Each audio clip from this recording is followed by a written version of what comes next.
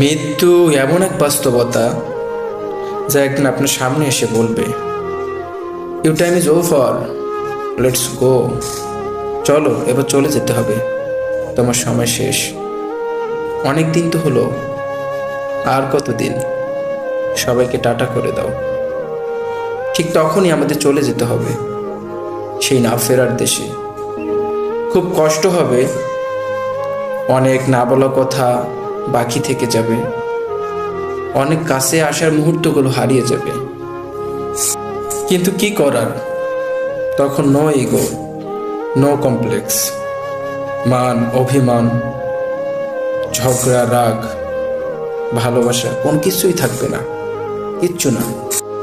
একটু শুয়ে দেখা থাকবে না, কাঁধের উপর মাথা রাখা থাকবে না, কোনো কিছুই থাকবে না।